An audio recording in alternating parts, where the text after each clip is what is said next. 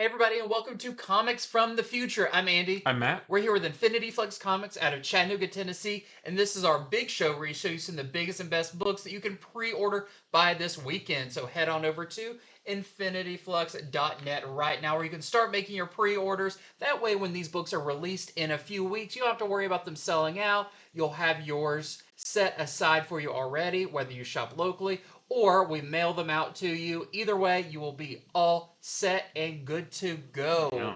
So, this is a big show with a lot of really fun things. But before we get going, We say that every week. But it is. That's true. Every week is a big. We Yeah. love comics, Yeah. and to us, they're all the biggest and Right, the bestest. yeah.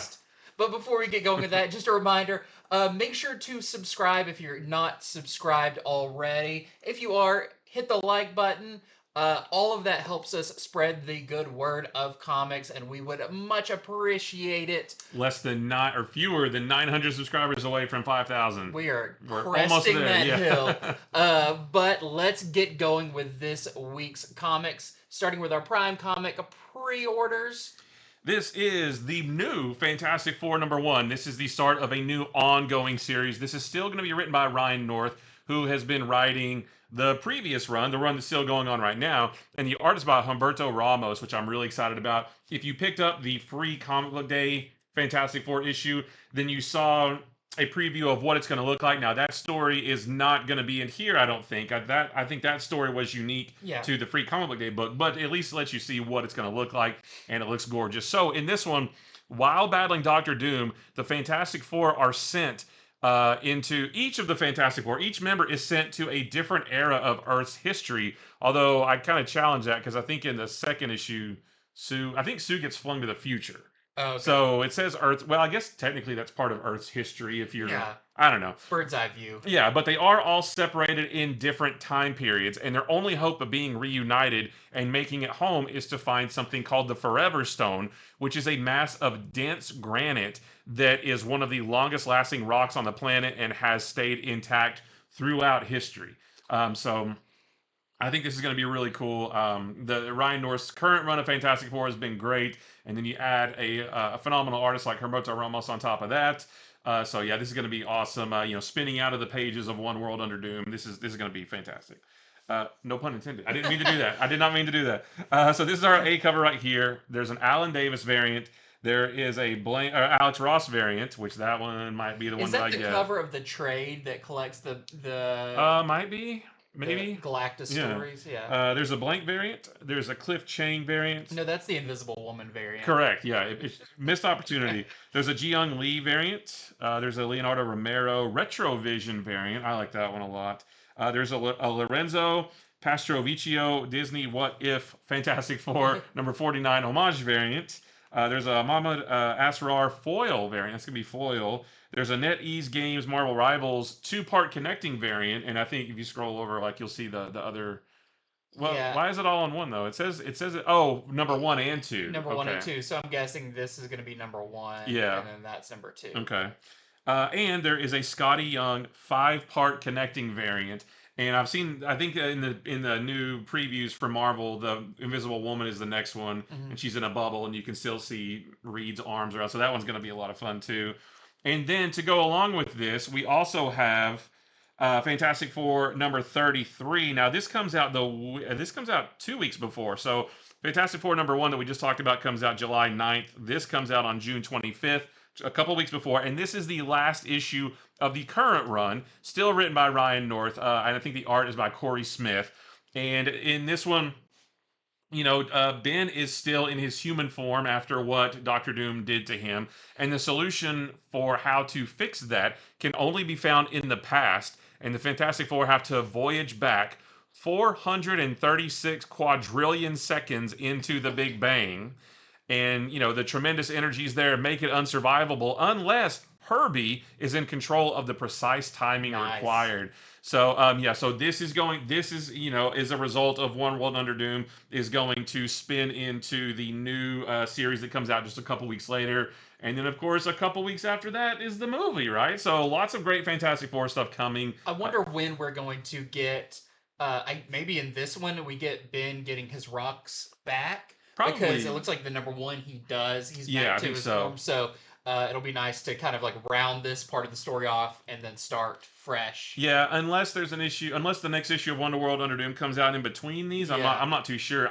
It's probably in this, but it might be, it will be before the new number one. I'm fairly certain. I believe in it. He covers himself in glue and rolls around. That's in right, a rolls rock around in the pile, dirt. Yeah, and that's actually how he's going to be. it's all it takes. They should have done that a long time ago. All right, so this is the Cafu Foreshadow variant. I think this is the A cover. Is that the A cover? Well, maybe it's the Foreshadow variant. I'm Okay, not yeah. sure. And then we have the Dan Povenmire, Phineas and Ferb variant. Yep. There's the Lamerno Disney What If variant. There is the Ron Lim Bring on the Bad Guys with Doom, very appropriately. And there's a Sean Galloway Saturday Morning variant. And then there's the A cover. And then That's the A cover. cover. Yeah, so that's the A cover right there. It was just backwards. Yeah, and I love that. Yeah.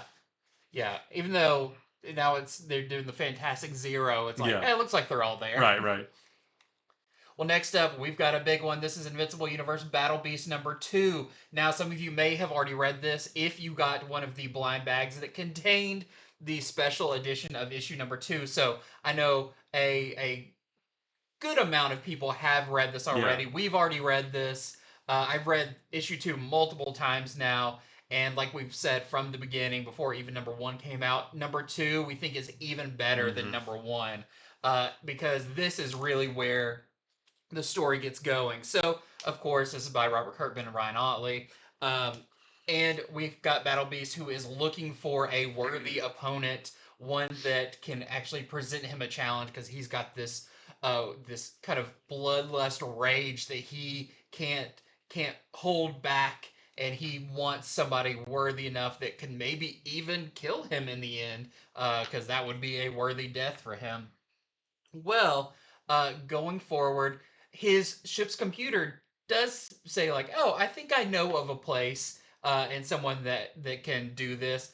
But real quick, the new character that was introduced in the first one, Prince Salaka, the little guy who is inside the big Titan-like guy, is like, hey, if you don't mind, I can also help you find an enemy, but I need a body first. Could we stop by this, like, space mall and get me one? Battle Beast is like, you know what? Usually I wouldn't do this, but I'm short on weapons. Let's do that.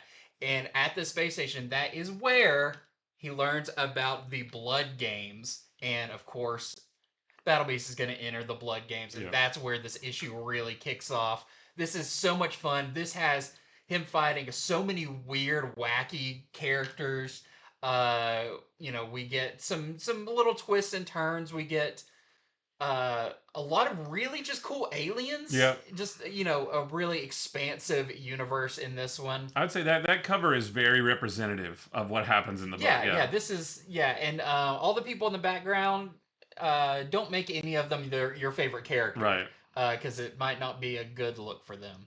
So, you know, even if you got the number 2, but you are collecting this series, that was a special edition, like, foil version of it. So it's not like you'll be getting doubled up on this. Or you may, if you've got that, you may skip this issue and wait for number 3. But for me, I'm just all in. I'm going all the way forward with it. So I've got the number 2 special edition. I'm going to get the number 2 regular edition. And I'm going to be getting this variant. This is the Doug Monkey variant as well. So if you ever wonder what Battle Beast would look like if he was in, I don't know, like Green Lantern, Blackest Night era, that's what it would look like. And that would be super cool. But yeah, just the 2 regular, or the A cover and the B cover. There's a lot of really cool incentives as well, like there was with the first one. But no blind bag. That was just for number 1. That's a bummer. That was so much fun. Why should you do that every issue? Yeah. That would be, man, I don't know if I could buy 30 copies of every issue. Of everyone, yeah. But I know there's some, like, solicitations out there for this that reuse the ones from number 1. And it says, like, and the blind bag. But that's just because they copy and pasted it. This does not have the blind bag. They are not doing that. That was just for number 1. Well, next up we have Giant Size Age of Apocalypse #1, or really this is a one-shot. This is written by Colin Kelly and Jackson Lansing, and the art is by C.F. Villa and Simone DeMeo. I think Simone DeMeo does a backup story in this that leads into the upcoming Age of Apocalypse miniseries. But this is the third of the 5 Kamala Trapped in Time one-shots. The first one comes out next week. We'll be talking about that on Monday. And in this one, Kamala's trek through time continues, and she now finds herself in the dark future of the Age of Apocalypse world, merely hours from its end. I'm a little confused by that because Age of Apocalypse is a whole different world. It's not just a time travel thing. She has to Yeah. like hop universes as well. So I'm a little bit confused about that. But Legion, and you can see him on the cover, he's with her, but can he be trusted when they journey through a land of charred bones and broken promises, looking for what's left of the X-Men? And yeah, there is a backup story that reveals the sinister secret about the Age of Apocalypse that will have dire consequences in the future. And yeah, I think that's Maybe going to lead in. they'll explain why maybe that Yeah, is the maybe. future. Oh, maybe. Yeah. So that. Oh, wouldn't that be weird? It's like, oh, it never was a alternate universe. That's always that was just with the Yeah. future. That would be weird. So yeah, that is going to lead into the new miniseries, I think. So.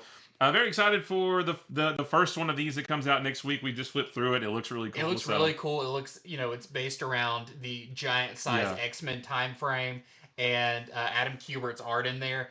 Definitely reminiscent of, how the books were structured at that time and Yeah. everything. So that looks really, really cool. Yep. So this is our A cover. We have an Art Germ variant. There is an Ivan Talavera variant. There's a Cale New variant and a Simone DeMeo spoiler variant. Spoiler: Spoilers. Wolverine fights Sabretooth. Yeah. Oh no, that's weird. I never thought that would Yeah. happen. But I'm with that. Just seeing that, I'm like, oh yeah, I definitely am excited for the new Age of Apocalypse Yeah, stuff yeah. because that's gonna look awesome. Well, next up we have a really fun one. This is the Summer of Superman's Krypto, the Last Dog of Krypton. This is gonna be a 5-issue miniseries written by Ryan North of Fantastic Four. Yep. So And One World Under Doom. and One World He's a- Under Doom. he's a We're busy gonna get guy. a little bit of Ryan North over at DC, which I am not upset about. Put him on a ongoing series there. And the art in this is by Mike Norton. I actually read the first issue of this earlier today. We got an early preview copy of it, and it did help it kind of explain in my head what this is Yeah. going to be about. Because it talks about in this following Krypto's early days before he stood side by side with Superman. He had a happy life on Krypton with Jor-El, Laura, and Kal-El until a rocket test goes wrong and Krypto finds himself lost in space and soon crash lands all alone on a strange alien world called Earth. Now, reading this, it takes place, I believe, I think they talk about it's like I think a year before the destruction of Krypton, because Jor-El even says something like, "Hey, in maybe 6 months to a year, something like that, these earthquakes on Krypton are going to get much worse." But what I really like about this is you do see how much the L family loves Krypto. That is the family dog. He cuddles with baby Kal-El. Yeah, that was a really cute page. There's a really cute page of them cuddling together. And but like Jor-El knows how smart Krypto is, and not that they like talk to each other, but he talks to Krypto like, you understand what I'm saying, and I thought that was really fun for people who have like smart dogs, or like they know what I'm talking Yeah. about. That's really cool. But yes, there is a rocket experiment that goes awry, and Krypto does end up on Earth by the end of the first issue. So that's not a spoiler; it's even in the solicitation. But by reading this, you see that it is a little bit before Superman arrives. So what does Krypto do on Earth before then, and who does he run into? You'll have to read Ace and the find Bat out. Hound. That would be fun. But yeah, you'll have to see how all that plays out, because the last page of the first issue is like, oh, okay, this is going to be really interesting. Nice. So this is our A cover for that, which we've also got the great corner box art by Dan Mora, this time with Krypto. We have a Dustin Nguyen variant. We've got a Dan Mora Superman movie variant, which I love that one as well. We've got a blank variant, and I did want to mention that they are also putting out a Adventure Comics 210 facsimile edition, which is the introduction of Krypto, which is going to be really cool. Do these come out on the same? Yes, these come Yes. out on the same day, so you could read the first appearance of Krypto and then read the new Krypto miniseries. And they're doing a golden ticket type thing Yes, I didn't get where all the information on that, yeah, but it's kind of like a golden ticket sort of thing where there is the potential to find like a ticket or something inside this book that gives you you get to go to the premiere in LA of the James Gunn Superman movie coming out near the beginning of July. So yeah, this comes out June 18th. So the Superman movie comes out about 3 weeks after that. So yeah, you might get one of these and find that ticket and get to fly out to LA and be part of the premiere and all that stuff. that would be That would be really awesome. I'm cool. gonna order 100 copies just to see. All right, so this is Bloodletter or maybe Spawn Bloodletter. I think it's just called Bloodletter, but it's part of the Spawn universe. This is the first of a 5-issue miniseries written by Joseph Illidge and Tim Seeley, and the art is by Christian Rosado. And this is about a woman here. Her name's Tasha Thornwall, and she is a former CIA operative who is now known as the Bloodletter. She's a mystical mercenary of the world's secret underground, but she was forced to live underground after being outed by Al Simmons 10 years ago. And now that she knows that he's alive as Spawn, she is out for revenge. So I don't know if she ever, popped up in any of the mainline Spawn book. Probably so. I can't Most imagine. of these characters that are doing these spin-offs had at least a one issue Yeah. appearance. Yeah, but yeah, this sounds cool. So just another cool Spawn book to add to the Spawn universe. This is our A cover, and there is a blank variant also.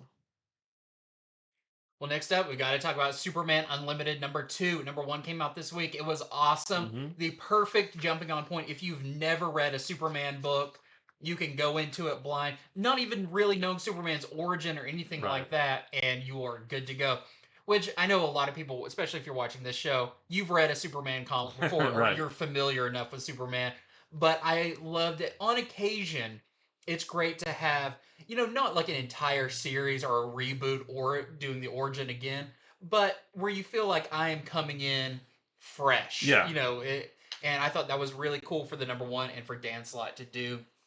Moving forward into issue #2, we do know that there was the giant meteor that crashed on Earth that Superman tried to stop, only to learn that it was full of kryptonite. Superman was knocked out for, was it 3 months? 3 months? Yeah. Only to awaken and find that kryptonite is now pretty readily available to the criminal underworld, and means it's a lot more dangerous out there for the super family. We saw Supergirl and Superboy, at victims of that, of like, Yeah. this is the new status quo. We're having to deal with all this. Well, where that asteroid landed, there has been a city erected upon it called Emerald City. They have a great Comic-Con there. yeah. Seattle is suing them Right. about this. So a national state positioned atop the massive stockpile of kryptonite and ruled by the iron fist of the Kryptonite King. So I'm looking forward to seeing what he looks like. He almost feels like one of the characters from Geiger. Yeah. But he also has his dreaded Krypto Knights that are going to be coming after Superman. But there's also the storyline, and if you saw on the cover of #1, there was a little monkey kid down there. What's that all about? Well, the Daily Planet expands its kind of reach into multimedia and worldwide reach and all of that, a representative from Gorilla City joins the team. So we're gonna have the Krypto Knights in this, plus what's going on at the Daily Planet, and we get to meet a new character joining. So I think all of that's gonna be so fun, and I'm very excited about this. Yeah, they also make like coins and stuff out of the kryptonite, and that is their cryptocurrency. Oh, well, I believed you for a second. Yeah. So I wouldn't be surprised if there is a joke about that. Yeah. But yeah, this the first issue was awesome, and I cannot wait for this next one. The guy who's in charge of keeping all the kryptonite is called the Crypto Keeper. he's in charge of the graveyard. Yeah, right. The Crypto Keeper. Everything pun, but you just spell it with a K. Right. So we've got our A cover here. We have our B cover by Lionel Francis Yu. I love that one. Yeah, we have a Tony Daniel cover and a Steve Beach cover. If Superman found himself in that situation, not looking good. He's dead. He's Yeah. pretty much dead. Next up is Exquisite Corpses #2. There's not really any information about this issue specifically in the solicitations, but the first issue was so good and came out to so much fanfare that we just wanted to let you know that #2 is on FOC this weekend. And if you don't know, it's about this group of killers who is picked by the 13 wealthiest families in the country. And these killers are dropped into this small town, unbeknownst to the people who live in that town, but they're dropped into this small town and forced to compete in this like battle royale, and whoever comes out on top, whichever killer comes out on top, the family that picked them is the one who rules the country for the next 5 years until the next competition. So, but also the people in the town they drop them in just don't even know what's going on. yeah, they have no idea, and they might get caught. They might get caught in the middle of all this. It was so good. The first issue introduced us to all these like really wacky killers, and it's not just like regular guys. They're full on characters. They're like 80s slasher movie Yeah, characters. yeah, and it was so good. And the first issue was mostly a setup issue to introduce us to all of the different killers, the town, how quiet the little town was, some of the people who lived in that town. So it was very much a setup. I think this is the one where the story is really going to get kicked off. So yeah, we just want to let you know that it's up for pre-order this weekend. This is our A cover. We have a Mariana Ignazi cover, and I think that's your interior artist for this issue. Mm-hmm. I think there's different artists for every issue, at least part of it. Yeah. There's also the Michael Walsh polybag variant, and the polybag ones they each have this little like a card game trading card in them, Yeah. and if you get all 13, you actually have a full deck, kind of like Magic the Gathering, like a trading card game. If you get all 13 of them, you can actually play a game with them. And then there's the stealth variant, which I'm not sure what's. It's stealth. You won't see it coming. Yeah, apparently not. You'll turn around, it'll be right there. Right. Is that character called Stealth? Maybe. Might be. May have been. I'm not I'll sure. have to look. So next up, we've got Absolute Flash #4. #3 came out this week. Very cool. Definitely rounded off the initial story of Absolute Flash, like the origin. I could see all 3 issues in one giant issue being like, this is the first, this is what gets the whole series going. But after that one, we're heading into issue 4, where it seems like, the world of Absolute Flash is going to open up more because Wally is, no pun intended, on the run. Of course, the rogues are still after him and all of that. And he finds himself in Central City, for longtime Flash fans, that's the Flash City, where a kind man offers him a place to crash at a youth mission, but is anywhere safe when Wally is around. I think he's probably going to be dealing with that as well. Maybe a lot of guilt about, like, everywhere I go, it causes trouble. We've already seen that, especially with Barry and for the first few issues. So I'm really excited about this one, and I can't wait to see kind of what secrets are in store, especially now that we've entered a wider world. And he's out there with little Grodd. Yep. Little monkey. I can't wait to see him again. Yeah, he's so fun. So we've got our A cover right here. We have a Haining variant and a Clayton Crane variant, and we did finally get to see him wear that, which is it's a really cool kind of a mix of like Impulse and Flash suit or Kid Flash. So yeah, very cool. Next up is Spider-Man and Wolverine #2. #1 came out this week, and it was really good. There's not any information about this issue specifically at all in the solicitations, but we do know that there's going to be a big brawl between Spider-Man and Wolverine. Why, you ask? Well, because Spider-Man learned something very shocking at the end of the first issue that made him kind of irritated with Wolverine a little bit, so they're going to go at it. What I like about it is, usually when they pit heroes against each other, like, they could just talk it out. Yeah. If what is in that is true, I'm like, I kind of feel like Spider-Man has every right to fight Wolverine. I feel like that's not going to end up, it's going to be revealed at the end of the series. It's like, oh, that was actually fake. I feel like, but... Or we'll see something from a different angle that will explain things. But as far as Spider-Man knows, this, like, I completely understand this fight. Yeah. So I actually think that's really good writing. Yep, so I can't wait for this. So this is our A cover, and there's an Eric Larson variant. Oh, man. He just pops Savage Dragon in there, too. Yep. Well, next up we have Vanishing Point issue number 2. So this is the anthology series by Mark Russell. We've only got the first issue came out I think last week. Week Yeah, I before believe that, so. something like Yeah, that. Which you read and you really I liked. really liked it. It's Yeah. kind of a mix of the like sci-fi, horror, all of that. Oh, And yeah, that's exactly what it is. Their goal is to be a sci-fi horror anthology series. yeah, So that's awesome. the art in this one is by Ryan Alexander Tanner. And it sounds really fun because, of course, you can see on the cover here, it's kind of homaging something. The family of tomorrow witness the dark reimagining of what seems to be the Jetsons and of what might have been if things took a little darker turn. So the cover artist here is not the interior artist, but I do hope it plays off of some of Yeah. those tropes and stuff of the Jetsons. I love that this is like a DVD box of the first season or whatever it is. But yeah, so if you're a fan of these anthology series, I like this kind where each issue is a standalone. Right. They do them sometimes where it's like 3 stories in one or whatever. But I do like that at least with one full issue, you do get to tell a pretty complete story. Right. And it seems like that's what they're doing here. So this is your A cover and the only cover we got. That's all you need. No, yeah. Next up, we got more Essential Comics. This one is called Benjamin. This is the first in a 3-issue series. This is from Ben H. Winters and Leo Max is the artist. And I'm definitely going to have to rely on my notes on this one. So this is a prestige format series that explores the hallucinatory second life of a brilliant author who imagined our desperate future, but never imagined he'd become part of it. And for a half second, the way the solicitation's written, I had to Google if the author in this story was real.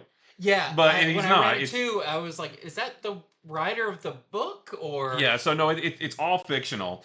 But I was like, I'm not sure. Maybe this is kind of like autobiographical, but made a little bit more fantastical. But it's not that at all. So it's all fictional.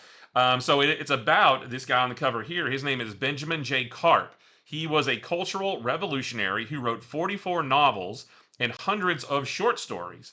And it says that he pushed the boundaries of literary respectability for the sci-fi genre. So he's a big-time sci-fi writer, and his readers' perception of reality itself until decades of abuse of amphetamine and Southern California excess finally ended his career and his life in 1982.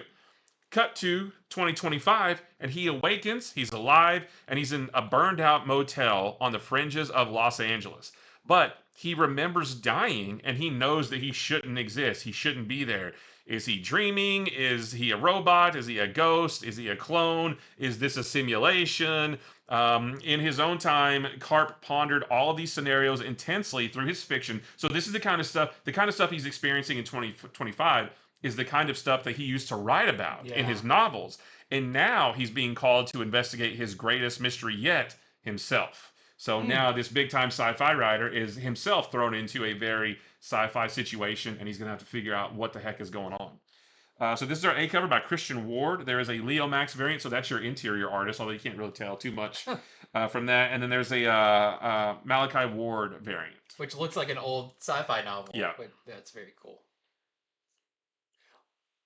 Oh, this one's used as well. Is Dune not in here? I guess Dune, it might be somewhere else. Okay, so this also is, let me make a note of this. So this is called Bytchcraft. This is the first of a 5-issue series. This is written by Aaron Reese and the artist by Lima Carril. And this is set in modern-day New York City during a permanent supernatural eclipse, which sounds pretty terrifying. And it follows a coven bound by magic, and it's a coven who's bound by magic and blood who each bring their own flair to the craft. And under the guidance of their guardian mother, but it's spelled capital MTHR, but I guess it's mother, they discovered that they are at the center of an ancient prophecy and all witch kind hangs in the balance. So a cool new witch supernatural story. This is our A cover. There is a Luciano Vecchio cover, and there is a Sway Pride variant. Yeah, I don't think it's on here, but there is a new Dune book coming out. Yeah. It sounds really cool. Check the website. It should have all the information there. Somehow it just didn't get put in the show. But moving on, we have Red Sonja Noir, which is really an interesting title for this because nothing about this sounds like when I hear Red Sonja Noir, I thought it would be like, oh, she has got like a detective office and, kind of like a Spider-Man noir Right, type right. thing. But this one, this is just a one-shot by David Avalon and the art's by Edu Mena. And it does say a tale of hard-boiled Hyboria, but I don't know what about is hard-boiled because it says when a mercenary partner is murdered, Sonya is drawn into a feverish hunt for a priceless artifact known as the Crimson Calypso. I mean, that kind of sounds like, Maltese Falcon kind of thing. She's got to, like, somebody comes into her office and she's got to hunt down a rail. I don't know. It sounds. But also just sounds like the day in the life of Red Right, Sonja. yeah. Like that kind of stuff does happen a lot. But it's just a one shot. It sounds really fun. So Red Sonja Noir. This is your A cover for that. We also have a Linsner cover and a cosplay cover. Next is X-Men, Demons, and Death. This is a one-shot. It collects the X-Men from the Ashes digital comic, issues number 7 through 12. This is the first time those have ever been collected in print before. And in the heart of the Limbo Embassy, Havoc and the Goblin Queen, they sit surrounded by the secrets that they keep from each other.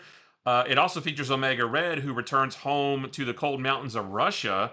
And can they hold on to their new lives when old demons come calling? So if you are familiar with the digital comic and you want to get it collected, this is the chance to do it. And this is the only cover. So it collects as the X-Men Unlimited. Is that what it is? It says X-Men from the Ashes. Okay. I think that's one of the Infinity comics on Okay, Marvel yeah, Unlimited. yeah.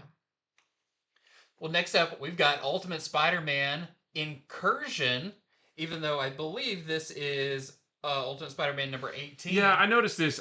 They got the covers and I think the solicitation screwed up on this. Yeah, it's supposed to be Ultimate Spider-Man number 18, Right. I think, not this.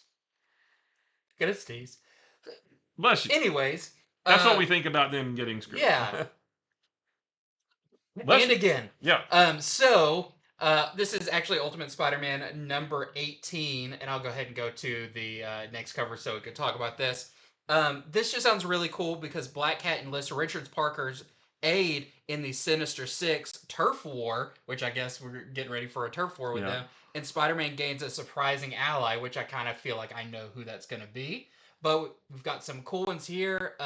This is the Sandoval. Yeah. Man, another sneeze coming on. And then we also, this is an incredible cover. This is an Ivan Coelho cover. And I just love that Ben Parker is, Richard Parker is playing such a big role in this series. And, a thing that we've never got is a Spider-Man and Son style story. So, yeah, this sounds really cool. So check the website for cover A, and that wasn't it's messed up in the solicits on the these come from the Penguin site. I think the website, the distributor website, had those covers mixed up, so that's why. But this goes all the way to the top. Right. All right. So we also have the Thing. Note here. This is the Thing number 2. Number 1 came out this week, and it was really cool. In this one, Bullseye appears to collect the $10 million bounty that someone has put on his head. I won't tell you who. We found out at the end of the first issue. But Bullseye shows up to collect, and can the Thing fend off the world's deadliest assassin while also trying to find a missing girl? That's what he's trying to do while all of these villains are going to be coming after him. So the Thing versus Bullseye, I don't know that I've ever seen that before, but I want to. So looking forward to this. Here's the problem. He shouldn't have scratched a target on his That was really dumb, yeah. That was the first mistake. Yeah. So that's our A cover, and there's a one Cabal variant. The Thing versus a cat.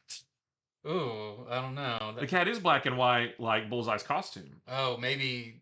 this is the cat universe. Maybe Bullseye throws a cat at him. Oh. Yeah. Well, next up we have Star Wars Legacy of Vader, issue number 5. Issue number 4 just came out. It was really cool. In this one, it is Target Naboo, because Kylo and the First Order begin their assault on Naboo, and if you read the last issue, you know why he's going to do that. Not that it's a good reason, but he has his reason for doing it. So what lesson has Kylo learned from Darth Vader's past on Naboo? We're going to continue to read this to find out, but last issue was great. This one looks really cool. We've got our A cover here. We also have this Akka variant. We have a Chris Sprouse Force Awakens 10th Anniversary variant and a Rachel Stott Pride variant. This is Vision and the Scarlet Witch #2. The first one came out this week as well, and I really enjoyed it. It's always great when the Vision and Scarlet Witch team up together. In this one, Vision and Wanda deal with the explosive fallout of a spell gone wrong. And if you read the first issue, you know exactly what that spell was and what the result of that was. Will it draw them closer together or further apart? And what will they find on the other side of the Grim Reaper's mysterious black doors? Which is kind of the MacGuffin of this whole series, is trying to find out what's up with these magic doors. So this is our A cover. There's a Jeff Shaw Bring On the Bad Guys variant with Mephisto. That's an interesting one. There's a Pablo Villalobos variant and a Todd Knock Iconic variant. That is very iconic. Very iconic. Yeah. Next up, we have Zatanna, issue number 5 of 6. Not a whole lot to say about this one other than it's the penultimate issue of this fantastic series. So if you've been reading it, don't miss out on this one. The last issue that just came out was awesome, and definitely Zatanna turned the tide on some of the villains here, but it's not over yet. Dare I say, this is the most beautiful book on the stands right now. For sure. I think. It's incredible, and it's a feast for the eyes. So we've got our and a good story too, and a good story. Yeah. If it was a garbage story, that would be really sad. Right. But no, it's actually really entertaining. I love the Blue Devil in it, all of that. So this is your Jamal Campbell A cover, of course, your interior artist and writer of the series.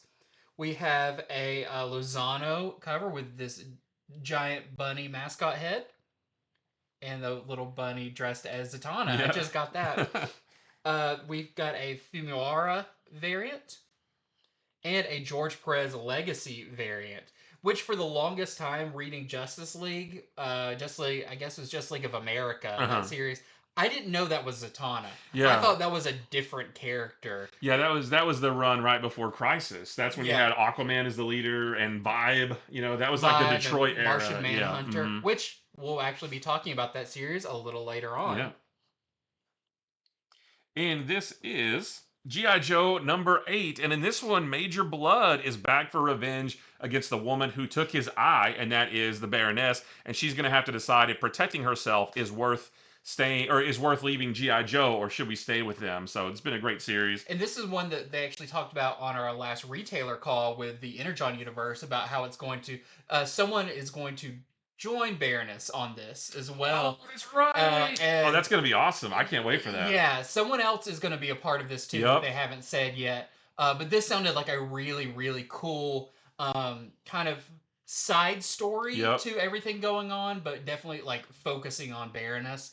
And you wonder if she thinks she needs to leave G.I. Joe. Is she going to wind up at Cobra somehow? I don't know, but yeah, the character who joins her, that's going to be... I can't wait to read that. That's going to be a lot of fun. So this is our A cover. There is an Alexander Lozano variant. There is a... Nope, I'm sorry, I'm reading Zatanna. This is our Andrea Milana variant. And then we have the Jason Howard Energon Universe second anniversary connecting variant. We saw the other side of this last week. I don't remember. Was it a Transformers book? I think it was Transformers. So that's really cool. And then there is a black and white version of that also. Oh yeah, I love looking at those and seeing all the characters like Hound's on there now, and Shockwave, and very cool. Well, next up, got to talk about Bug Wars #5 of 6. Now, I do like they have been calling this Book 1. Right. Because I was worried, like, this story is too big for 6 issues. But no, it sounds like we're maybe going to get Book 1, 6 issues, and then maybe sometime in the near future we'll be getting Book 2. But this one...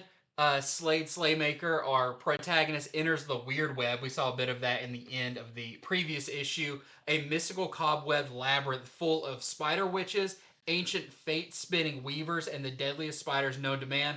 All of it hidden inside some potted ferns on the side of his house. Which I just love. The context of this is like, man, this is epic. And then you like pull back and you're like, this is just like... they talked about like the temple of the whatever in the last one, and it's just where he left the mower out. Right, yeah. So it's so much fun. So here is your A cover, and there is a James Stocco cover as well. Next up, we got continuing stories, starting with I Was a Fashion School Serial Killer number 3. Again, this is a 5-issue miniseries. I really enjoyed the first 2. It is time for midterms at Rennie's school, and she has decided she is not going to murder anyone else until she's finished with school, which is very admirable of her to make that choice. Priorities. That's right, but that was before Constance made Sophie cry. Oh. Sophie's her best friend, and Rennie is not going to stand idly by and let somebody pick on her friend. So who knows what's going to happen? But we'll find out in this. This is our A cover, and there is also that's from Daniel Hilliard, and then this is also from Daniel Hilliard. That's your interior artist. And then Superior Avengers. Okay, yeah, so we're having issues with our thing today. So this is Superior Avengers number 3, and this is a One World Under Doom tie-in. And in this one, this is the first clash between the Avengers and the Superior Avengers, and we get the origin of Killmonger, but not like 616 Killmonger. It's the female Killmonger from the other universe that all the Superior Avengers came from. We're gonna get more about her in this, so that should be cool. So we have our A cover here, and there's a Kyle Hotz variant with Abomination, which that says number 2. Yeah, I just noticed that. That cover came out. That was this week, I think. Yeah, so their covers on their website are a little so funky. check our website to see what's really there, because that came out this week. That's not the variant for this. Well, next up we do have Predator versus Spider-Man number 3, and number 2 comes out this coming week. We'll be talking about it on Monday. Yep. Can't wait. But, this is about this kind of a rogue predator that, has no moral code, doesn't play by the traditional Predator rules. We now know he's hunting Spider-Man, but you've also got Kraven out there. And in this one, a hunting party of Yautja, which are predators, have been sent to New York to stop Skinner the Predator with no clan or code. So it sounds like even the predators are kind of like, yeah, this guy's not cool.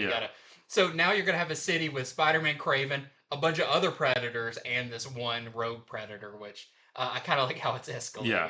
So this is your A cover for that. And we have this really nice Patrick Gleason variant. Ooh. Oh, he's all invisible? Yeah. Nice. This is New Gods number 7. We are inching ever close to the end. It's a 12-issue series. And in this one, New Genesis has fallen. That happened a couple issues ago. And the New Gods travel to Earth to look for a new home. We saw a little bit of that at the end of the previous issue, which came out this week, and it was gorgeous. Will they be welcomed to Earth as refugees or rejected as invaders? We'll have to wait and see, but I love this series. This is one of the best things that DC's putting out, which is saying a lot because they're putting out a lot of great stuff. This is our A cover, and we have a Dan Mora variant. I love that one with Highfather, and there's a Clayton Henry variant with Flash, and I forget his name. Another new guy. Yeah. I'm happy if I can name like 5 new guys, right. But I recognize a lot of them. Yep. Next up, we got Cover Gallery, some really cool covers we wanted to show you. Starting with Batman and Robin Year 1, number 8. This is the Evan Doc Shaner cover, and I don't know. I love the classic looks. It's weird to have Batman has the white eyes, but Robin doesn't. Yeah. He hasn't earned them yet. Earned his white eyes. Yeah. This is Batman Superman World's Finest number 40, and this is the Adrian Gutierrez variant, who is also your interior artist. And this kind of looks like it's setting us up for that Tomatsu Batman series that's coming out soon. And there's a Dan Mora, Stephen Colbert variant. And Stephen Colbert actually showed this off on his show a couple nights ago. Yeah, he kind of premiered it on there. Yeah, so I can't wait. I've gotten all the other celebrity covers, so I got to get that one too. Yeah, this one's really fun. I love Superman has a book that's like Colbert's I'm America, You Can Too, but it's Superman. It's really cool. Next up, we have Catwoman number 77, which always has fantastic covers. This is the Frank Cho cover and the Dan Panosian cover. That's a good one. It's really cool. This is Detective Comics number 1098. This is the Bruno Redondo variant, and then we have the Stephen Byrne DC Pride variant with Robin and Bernard. We haven't seen Bernard in a long time. No, we haven't seen Tim in a long time. That's right, yeah. They're on vacation. Yeah. Next up, we have Nightwing number 127. This is the Fornes cover, and almost reminds me of a Bruno Redondo cover. The way it's structured and everything. Those goofballs at DC printed it upside down. Oh, They man. should have like rotated it. I love images like this though, where it's way zoomed out for and you get but the character is like that tiny, so you get a real sense of scale. I love stuff like that. It's very cool. This is Titans number 24. In this one is the return of Tara, who I don't remember the last time we saw her, but Tara from the infamous Judas Contract storyline. Well, she's part of the team before that, but that was her big reveal during that storyline. So this is the Omer variant, and then there's a Tyler Kirkham variant with Deathstroke and Tara. And we're just not going to talk about their weird past. They kind of retconned it a little bit at one point, but very interesting characters, and I think Tara is an awesome character, and I'm glad that they're bringing her back. Didn't they say she lied about her age or something? She really was 18 or something. That was weird. We won't talk about it. Next up, we have Wonder Woman, issue number 22, and we actually checked out a preview copy of this. It's really fun. I forgot what the villain's name is. It's Mouse Man? It's something like Mouse Man or something. Yeah, and he's a classic Wonder Woman villain. Yeah. I just don't remember his name. But seeing him like now, it's extra silly. Wonder Woman does lasso a giant mouse. It's crazy. This is our David Nakayama cover. We have a Jeff Spokes cover, a Kevin Wada Pride cover, and a George Perez Legacy cover as well. This is Deadpool number 15, and this is the David Baldeón Fantastic variant. And Deadpool's wacky enough; he doesn't need Mr. Fantastic powers. And then there's the Rodney Fuentabella Marvel Studios variant. Next up, we have Incredible Hulk 26. This is the Sanford Green Bring on the Bad Guys variant. And I love this because Sanford Green was your artist on that Doom one-shot, but featured Galactus heavily, so it kind of looks like part of that. Yep. But yeah, I thought this was really cool. This is Miles Morales, Spider-Man number 34, and this is the Todd Knock Bring on the Bad Guys variant with Tombstone. Which, it's weird when they're doing characters they actually do fight. Right. Because they've shaken them up so much. Yep. Next up, we have Spider-Boy number 20. I believe this is the last issue. Final issue of the series, yeah. Yeah, so we've got our A-cover, or this is our Humberto Ramos Farewell variant, of course, because he was the original artist on the series. Yeah. But check this one out. This is the Todd Knock Foreshadow variant. And if you haven't seen it back there, that is Spider-Gwen's new suit. And maybe, there hasn't been an announcement yet, but are we going to get a team of these younger spider people? Yeah, so normally I would say, no, this is just a cool image of the younger spider people. Although Silk, I don't think Silk's supposed to be as young as they usually depict her.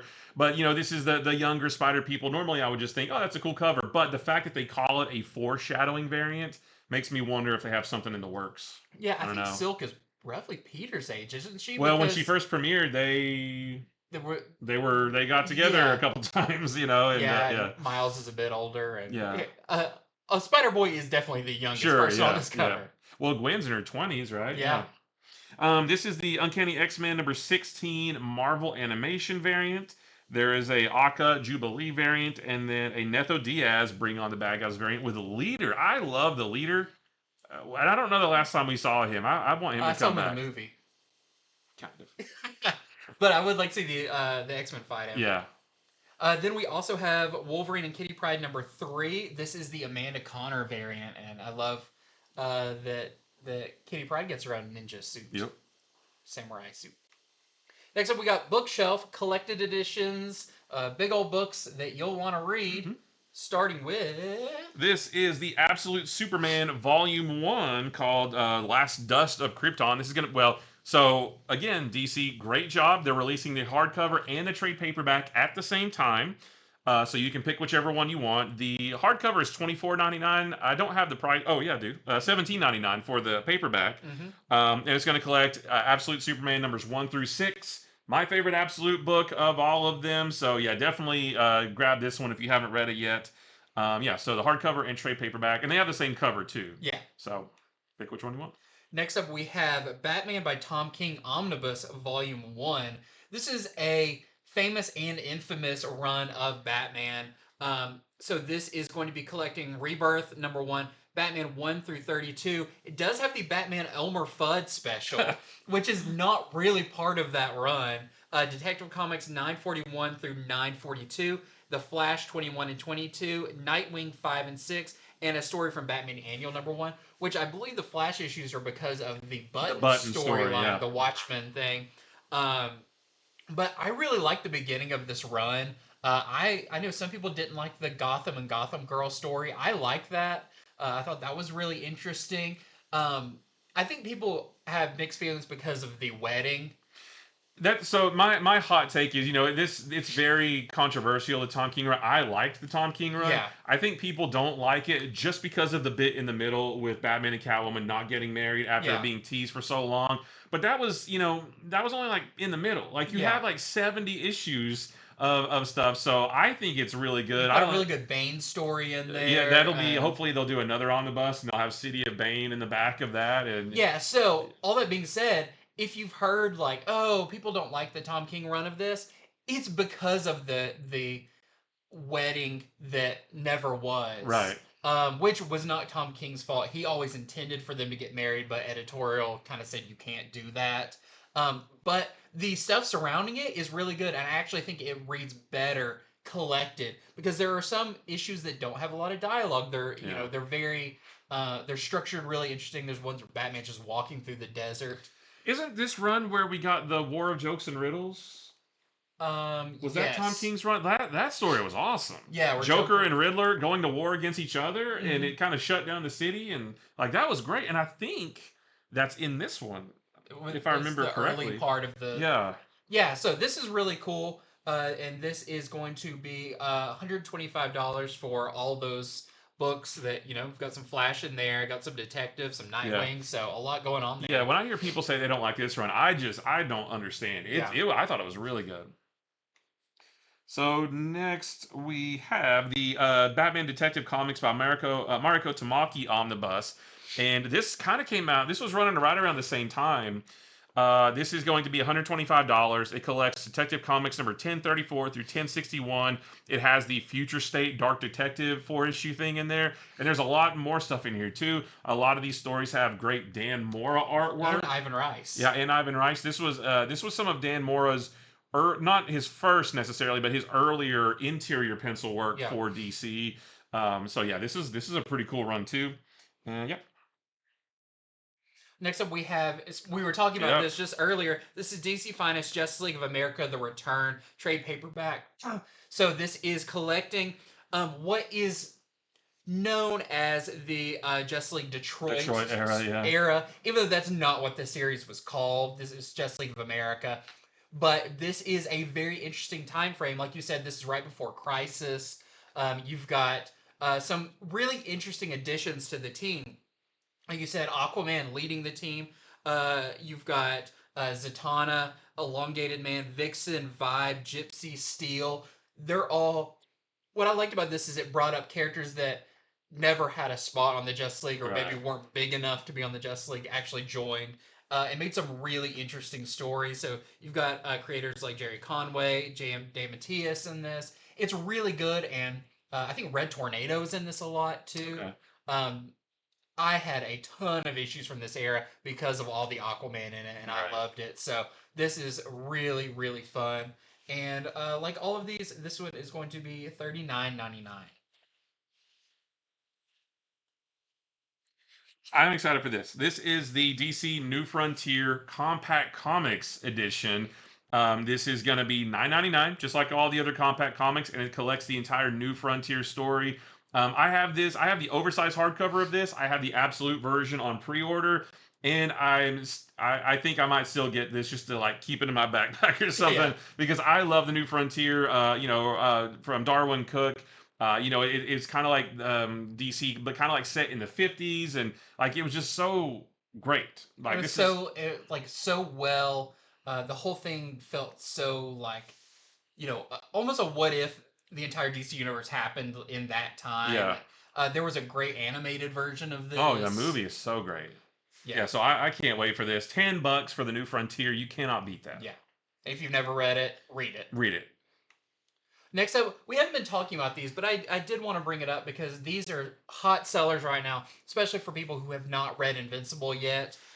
These are called the Invincible Trade Paperback New Editions. They're a little bit smaller than a regular comic, but they run for $14.99. They have a good amount of issues in them. And this is volume 10. So this collects Invincible 54 through 59 and Astounding Wolfman number 11, which I love that. If you've never read Astounding Wolfman, check it out. It's awesome. There's a compendium of that coming out later this year. I'm excited about. This kind of is the time when Mark and Eve really start dating. When Mark moves back home with his mom and his stepbrother, and when Omni-Man and Alan stage a jailbreak from the Viltrumite prison. So I think they've kind of covered this last season. Did some of this time frame. Yeah, I was gonna say this should. So if you're trying to equate this with the animated series, this gets you almost to the end of season 3, or maybe like in the middle somewhere. Yeah. So again, if you've never read Invincible, you've got to read it. It's fantastic. It's my favorite series of all time, and yeah, it's awesome. So this is volume 10, but I believe all the previous volumes are in stock, and we have them at infinityflux.net, so don't miss out on it. Buy them all right now, and then pre-order this one. Yes, and you'll be caught up to a series that ended like 15 years ago. Right. And this is the Darwyn Cooke's The Complete Spirit Connoisseur Edition. So speaking of Darwyn Cooke, this is going to be $100, and it collects the Spirit number 1 through 6 and 8 through 12. And I'm not sure why number 7's not in there. And also the Batman the Spirit one-shot. And this comes in so you think, oh, that's not a lot for $100, but it comes in a slipcase with a cover gallery, some never-before-seen artwork, and things like that. So I may pick this up just because, Darwyn Cooke doing a classic Will Eisner hero. Yeah, this is a well-known run. Darwyn Cooke's The Spirit. Yeah. Super cool. It's very reminiscent of the Eisner era, but with a little bit more modern storytelling and beautiful art, everything. Yep.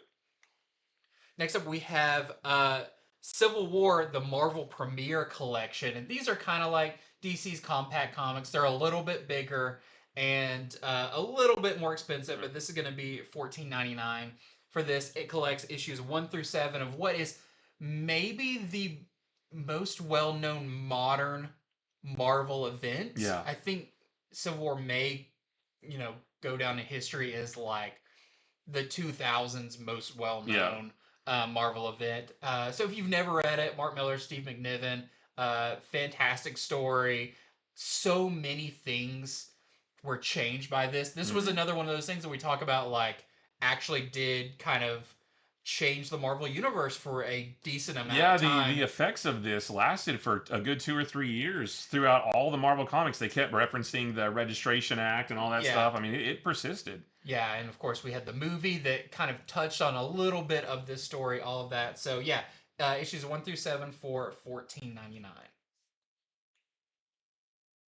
And this is the Fantastic Four Epic Collection, The Possession of Franklin Richards. This is going to be $55, and it collects Fantastic Four 215 through 231 and annuals 14 through 16. So just got some good, I want to say late 70s, mid to late 70s Fantastic Four right here.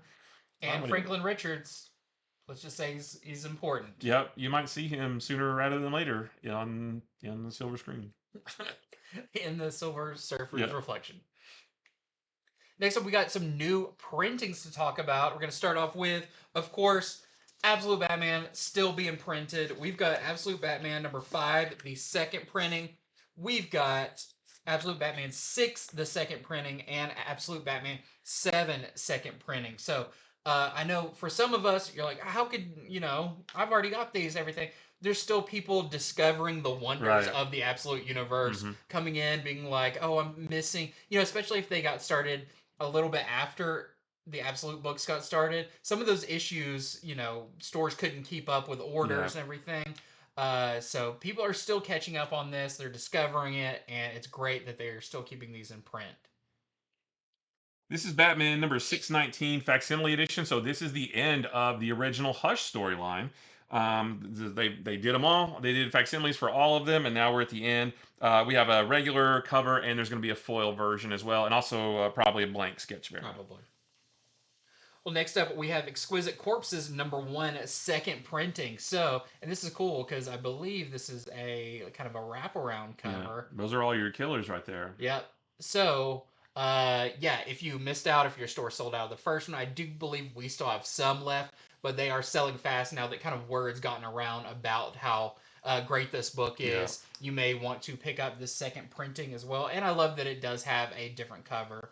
Yep, so just the one cover for that.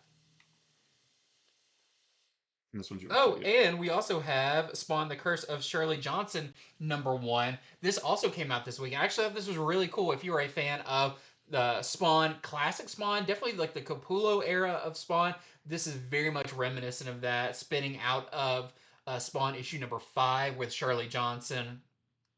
This first issue is like a double-sized issue, so if you are a fan of Spawn and you missed out, definitely pick this one up. Plus, it's a new cover by Jonathan Glapion. Mhm. That is your interior artist. And this is Amazing Spider-Man #3, the second print. And this is actually a page or a panel right out of the issue. So yeah, just they've been reprinting these. I've been enjoying it so Yeah. far. 4 issues in. This is #3, but #4 came out this week, and I've been enjoying the heck out of it. So yeah, definitely snatch this up if you missed it. And this is a big one. Uh, Gwenpool #1 is getting a second printing, and this is kind of the spoiler cover. Even though they told us who it was, Yeah. it was more of like, oh, she took off the mask, and you actually see the original Gwen Stacy returns. Supposedly. We'll see. Time will tell, but that's what they're saying right now. There's in the Marvel universe, there's a lot of shenanigans. Right. There's a character like the Jackal Mhm. who may be involved in this, or there's been clones of people that aren't the original people. We'll still read it and find out, but actually thought the first issue of this was really entertaining, Yeah. and I'm looking forward to seeing what happens with it. So yeah, I like that they did this as a second printing cover. And this is Fantastic Four #7, the facsimile edition. Not really. We were looking this up. I'm not really sure why they're doing a facsimile of this. Although, have they done the first 6? Maybe they're just going through all of I them. think so, because they've been doing the Galactus They just trilogy. did the Galactus trilogy. I know they did #1 fairly recently. This is not a major first appearance of a major character. This is a first appearance of a character and his robot. I don't remember the name, Kurgo or Kurgi or something like that. But yeah, no, not Herbie. But yeah, I don't know why they're doing this one. But yeah, if you're trying to get, old school run of Fantastic Four, you can't afford #7, you grab this one and then just tell people it's the old one. Yeah, and Regular and foil version. yeah, this was the foil version from the 70s. Right. And that is it for Comics from the Future. Like we said, this is a big, interesting week. There was there's some hiccups with covers and all of that. Check infinityflux.net to find the scoop as covers are updated and all of that. That will all be resolved. But sometimes, even by Friday, things are still a little bit in flux. No pun intended. Because one of the things that for some reason wasn't there was Star Wars Hyperspace Stories Codebreaker #2. We didn't talk about that because it somehow got skipped over in our images, but it'll be on the website if you want that one. Yeah. The website will be up to date. And a great way to say there is even more stuff that we did not cover because we could be here all day Oh my gosh, yeah. talking about everything and every cover and all of that. So, but it's all up on the website, ready for pre-ordering. And again, thank you for watching. Head to infinityflux.net. Make sure to like and subscribe and join us on Monday for our early comics review video where we'll be going over some really cool books like Giant Sized X-Men, Venom Original Sin, Daredevil Cold Day in Hell. These are all the Marvel stuff because of the... I guess we'll want to mention that too. Because of the holiday on Monday and lunar shipping, we might have a DC-less video on Monday, and then on Tuesday have our DC video. But yeah, we've done it before. It's like a part 1, part 2 thing since our DC and Image books and stuff aren't here yet and won't be here till Tuesday. Yeah. We'll cover them Tuesday evening, so Monday will just be basically all Marvel. Yeah, and so you'll still get it all before the books are released on Wednesday. But again, thank you for watching. Forgive my sneezing, and until next time, see ya.